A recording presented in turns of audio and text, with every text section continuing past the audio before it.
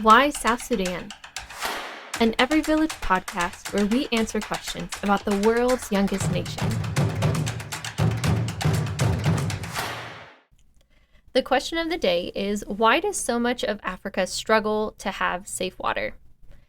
I am Tiana Johnston, and I am the host of this podcast called Why South Sudan? So we have the Andrew Brown here in the studio. Hey, you're not supposed to give away my email to me. We'll keep that on the down low. Okay. Hopefully no one listens to this one. Hey, all right. Well, so I know you are passionate about many, many things. So this time we are going to highlight the water. And so the question really is about Africa as a whole. And so we'd just love to hear your thoughts to the question. Yeah.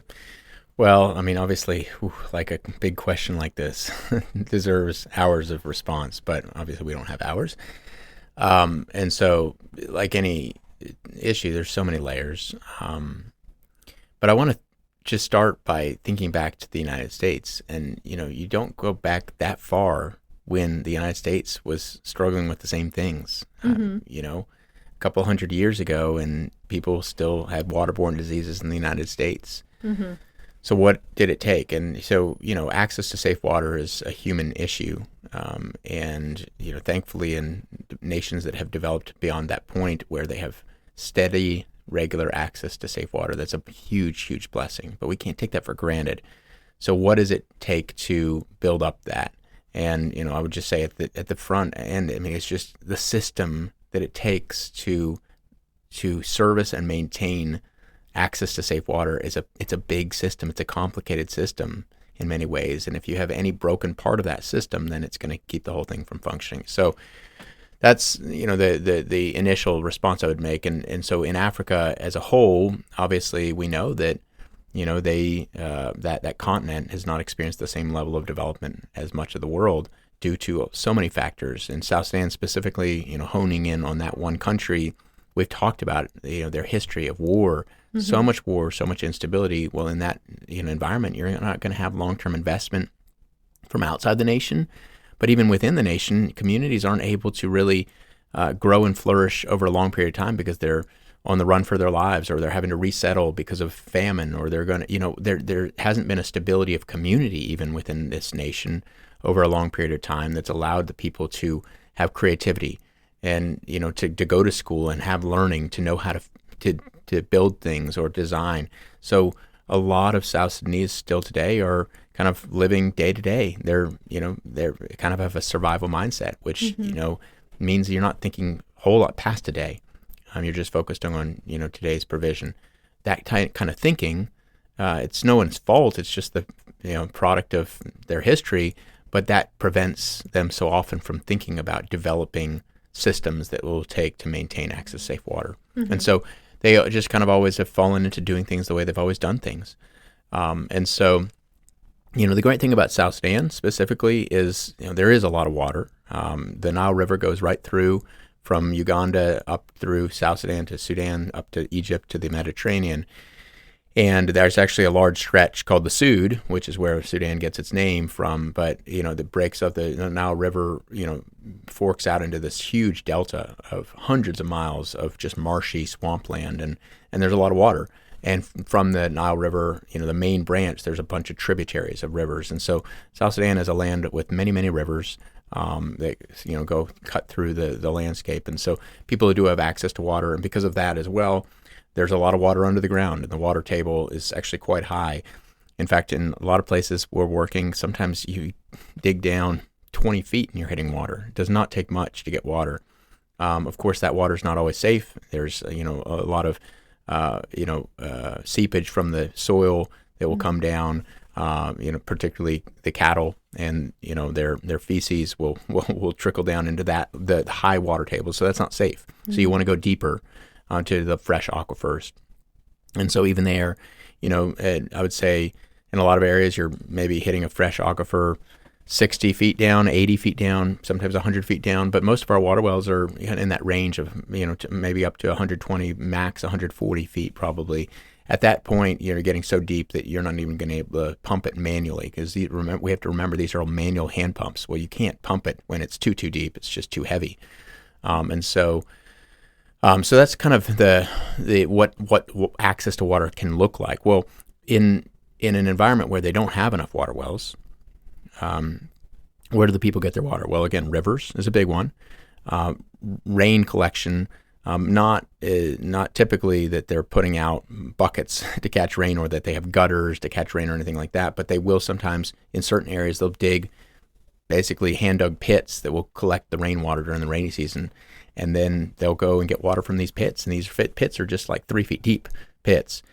And it's really sad to witness it. I've seen it many times where you see somebody going out to one of those water pits and dipping their jerry can or their bucket into the water to get water, and you realize what they're going to be using that for. They're going to be using it for everything that they need. So that's a big one. Hand-dug wells is deeper than a pit, and that is where they'll go and that's even dangerous to dig. But sometimes they'll have boys going down. Even I've seen hand-dug wells that are as deep as 40, 50 feet. It's quite dangerous. They're just doing it by hand, and it gets super hot, and there's a lot of risk of collapsing as it comes in, as they're digging it down. And so, but and then when they do finally hit the water down there at the bottom, then they'll set up some type of system where women will drop buckets down tied to strings, and they'll collect that, bring it back up. That's a lot of work. It takes a lot of time. It's not clean, all those things. And so these are all the different ways that the people are collecting water when they don't have water wells. And I don't remember whether I've mentioned before how bad South Sudan really is, but we've done a nationwide survey of water wells, and the UN recommends one water well for every 250 people in ideal rural environments. In crisis situations, they recommend one well for every 400 people. Well, South Sudan, to get to the crisis level, one well for every 400 people, they would still need another 10,000 water wells to be drilled right now. So there's just not enough water wells in South Sudan. All that's kind of the background, though, to how did we get here? Well, and it's because there hasn't been any maintenance plan. There hasn't been any long-term development plan. I've talked about on this podcast before the difference between relief and development. Mm-hmm. And we defined that. One of the issues is there's such a need for relief in certain settings around the world at times, but relief has to be short-term. And it's typically right after a major tragedy. Maybe it's a natural disaster or a war or something like that, a famine. People cannot get up off their feet without outside help. They literally are at risk of death for one reason or other if they don't get shelter or food or whatever it is.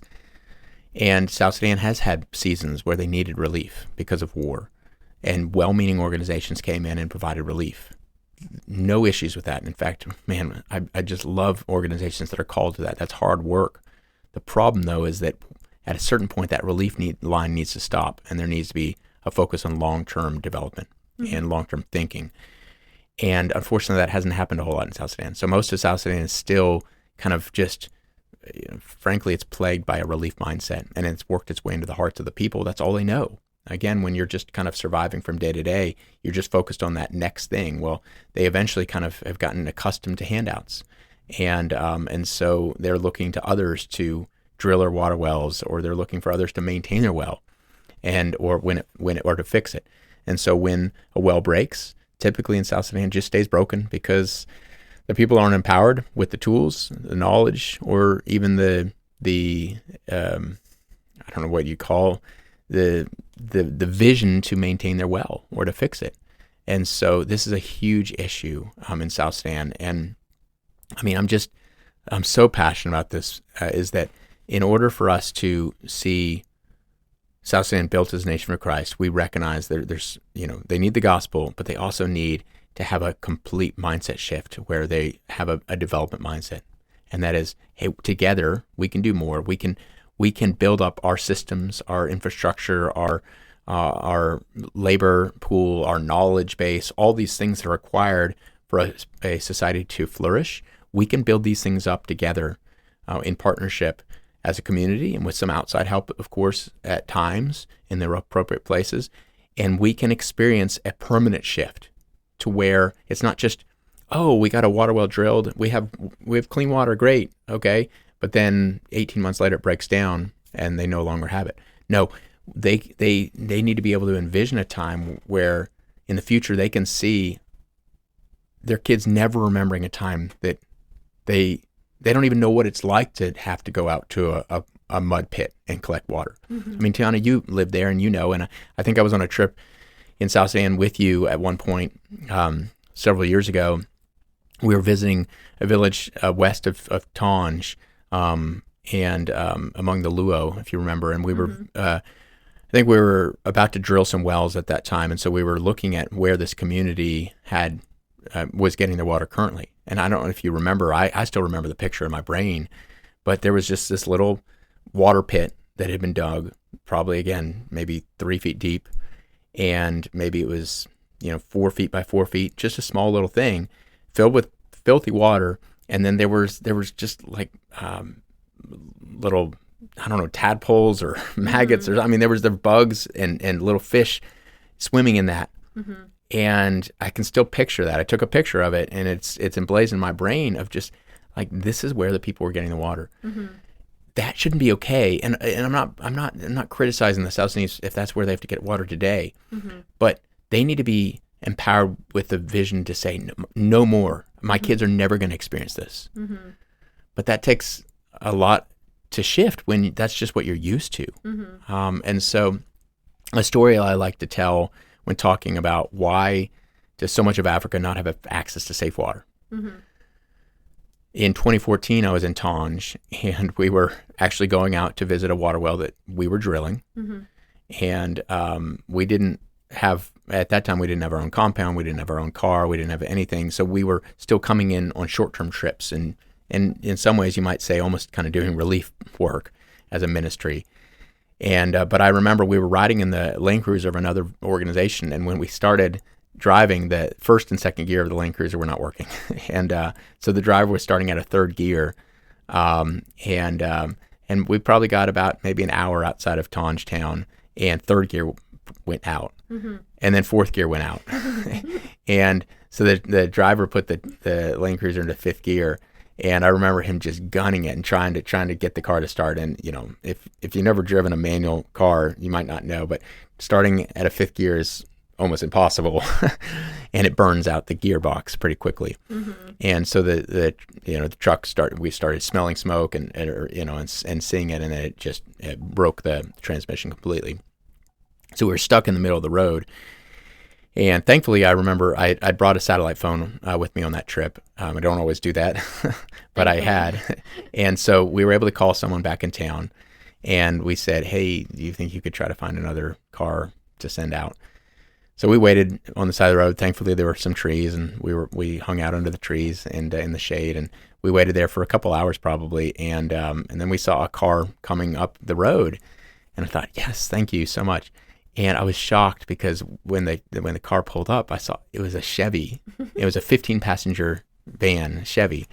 And like, there aren't any American cars there. It's almost all Toyota, pretty much, exclusively. Land Cruisers, and that's about it. Yeah, I've never seen a Chevy. Yeah, they don't have Chevys there. And so anyway, the truck pulled up, or the 15-passenger van, and there wasn't any license plate on the front.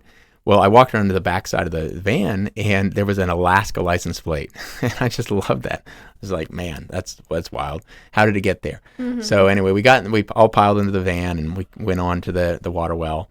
And we were talking to the driver, and he was one of the lost boys who had fled Sudan, back when it was Sudan, years ago, and been resettled in the United States, and he'd been resettled in Alaska specifically. And there's actually a pretty large South Sudanese community in Alaska that I've visited before. That's to be freezing. Yeah, it's freezing for us. That's so cold. And so anyway, he was just telling us that his church in Alaska had wanted to support him coming back home, and they'd offered to send over their old church van. And I was just amazed.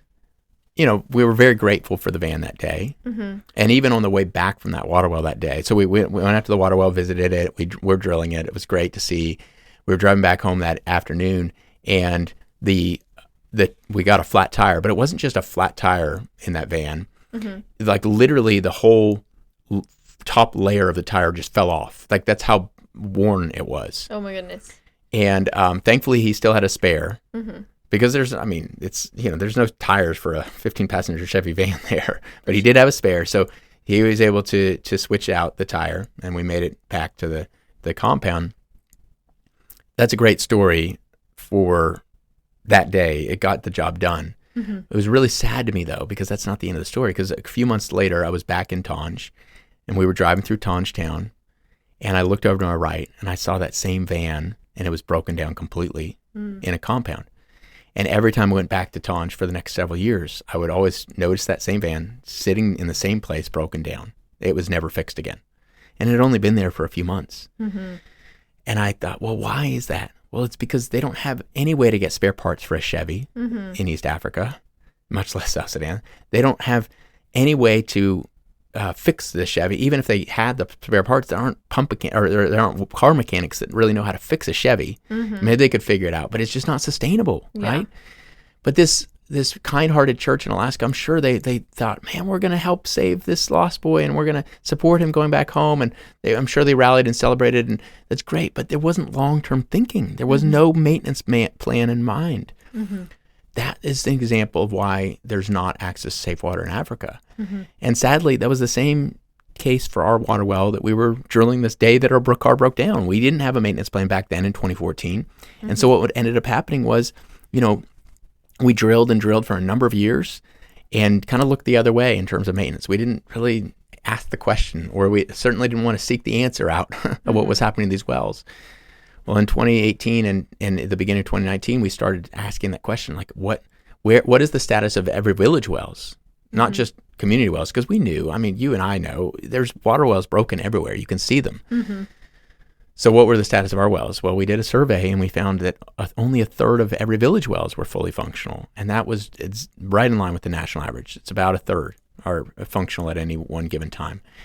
And that's when we're like, man, we've got to fix things. We cannot keep doing this. It doesn't make any sense to poke holes in the ground and pat ourselves in the back and saying we're solving a problem when it's not solving anything long term. Yeah. So what does it take? Well, again, that's when we started investigating and developing our SWC program, our Sustainable Water Cooperative Program, where we empower communities to maintain their own wells.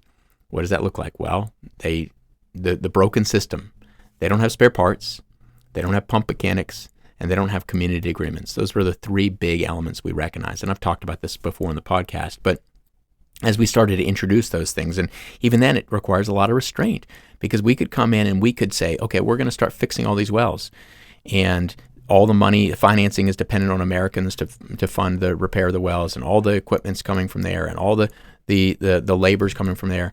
That's not who we want to be, and that's not helpful. And we don't even want it to be every village staff that's repairing the wells, because you know what that does? It just undercuts the local pump mechanics that there are some pump mechanics that have been trained. Maybe they're not the best, but we can come alongside them, train them even more, make sure they're doing a good job, but providing them a job. And having a vision for really developing basically a local business, if you will, of pump mechanics, plumbers that can repair their access to water, just like we would have plumbers here.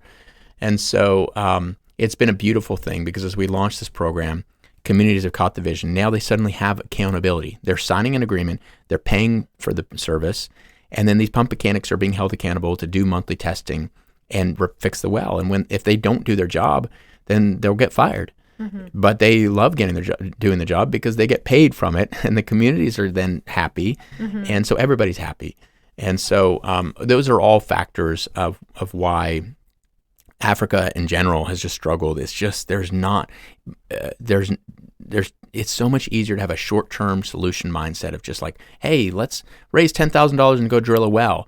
Well, that's easy. It sounds very exciting and great. It's much harder to work with people, to train people, to hold the people accountable, to develop a system, to educate communities. It takes a lot of time, because we're working in communities. These people don't know how to read or write. They've never signed a contract. They don't even have a signature.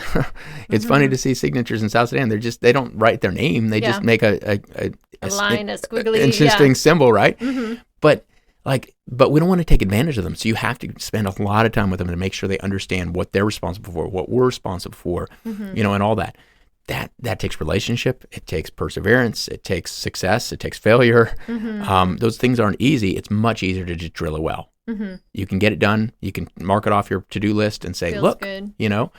And so I would just say that, that's it right there. And, I've used this phrase that you really like, but like I say, South Sudan is a graveyard of well-intentioned giving. Yeah. There's been so many well-intentioned gifts that have been put into broken systems, and you see it all over. And it's not just water.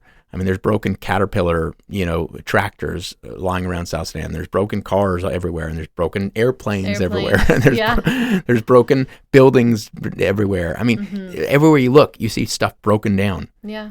And it's so sad because the South Sudanese don't have any oomph to get it going again. But it's because the whole thing was done wrong. Yeah. They weren't part of the design. They weren't part of the development of it. They weren't part of the ownership of it. It was done for them, to them. And when it broke down, they just went on with their normal life. Yeah. So I don't know, man. So good. It's tough, but it's also exciting to be starting to tell a different narrative. And when you do that differently, these people aren't stupid. They're amazing, and they're excited. They care more than we do because it affects them and their children and their lives, right? Yeah. And when you show them a different way and walk alongside them to make sure that it starts, it's a beautiful thing to see the South Sudanese take ownership of it. I'm glad you referenced your quote that I love so much because I was going to say it. So it's so true. And I think it's just so humble of us to even admit that we were part of that. We were the same thing, when we drilled before. And again, it's so easy to get people to drill a well. It feels really good. Let's put it even like a little, a stamp saying like this person is the one that donated it and everything. It feels so good, but you're not helping long term, and I think that's so vital. And we're part of the change. Like we are seeing the nation change right before our eyes, and so it's an honor and privilege to really be part of it. Yeah. And and then just kind of stepping back a little bit higher as well, and is the government. What role does the government play? And I would just say, as we all know, in the United States, it's local municipalities that are primarily providing water, unless you have a place out in the country or, you're outside of the city district where you have your own water well.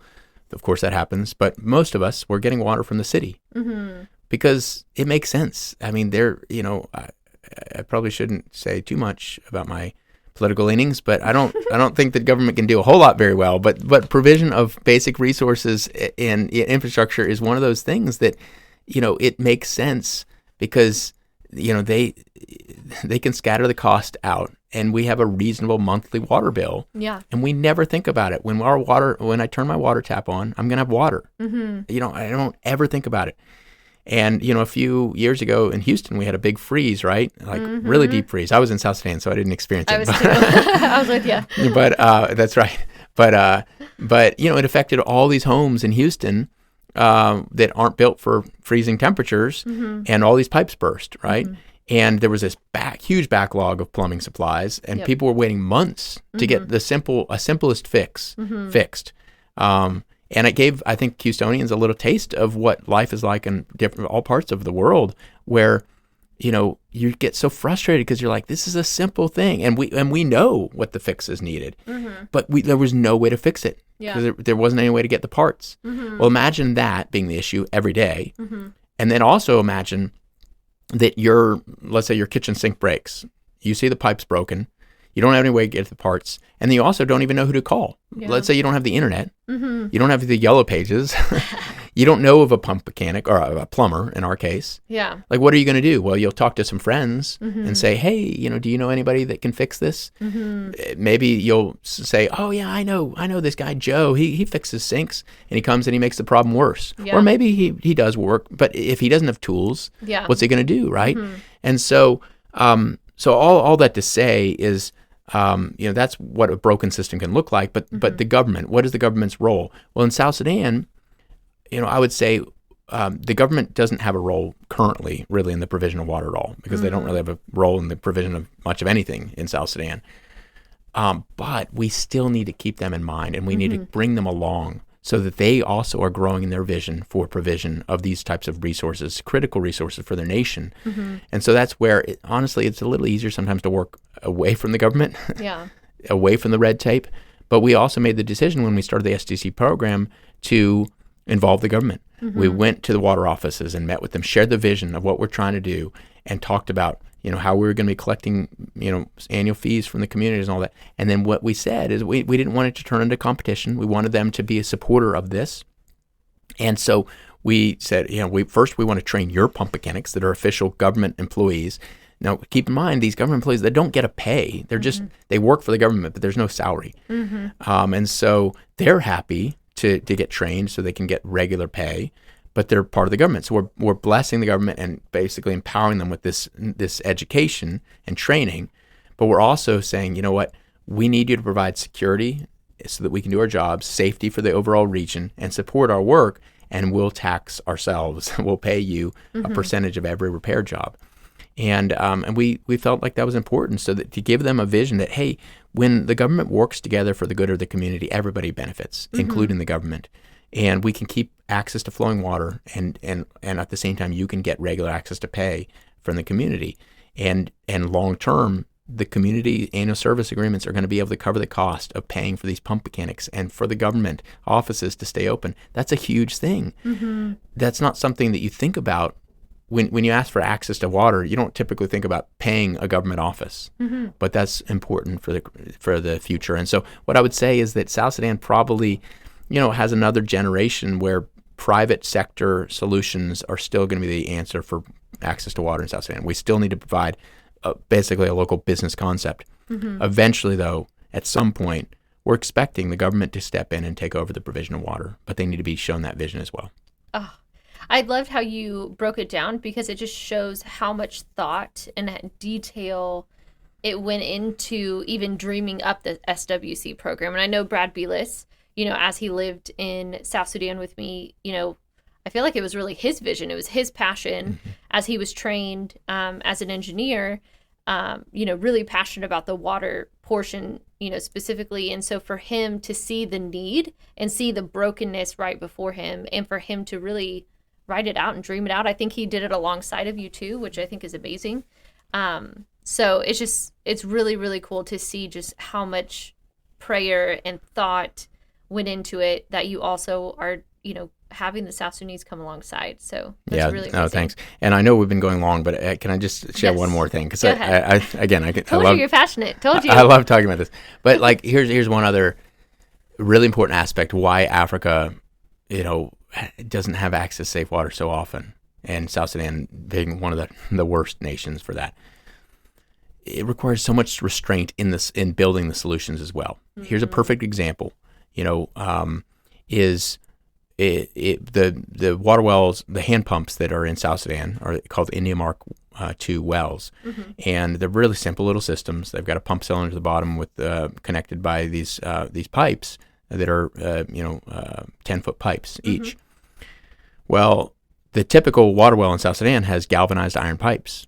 Well, galvanized iron it definitely corrodes a lot more with the soil and with the water, and so what ends up happening very often is you have leaks in the collars where the threads are, and they'll start to wear thin, and that's where you'll start to see the pump will still receive water or provide water, but it'll be slower. You'll have to pump 10 times for every drop of water or flow of water. I've experienced that. Yeah. Right. And so it's a leaking pipe. So it's not totally broken yet, but it's on its way to being broken. Well, you could also replace that pipe with stainless steel pipe.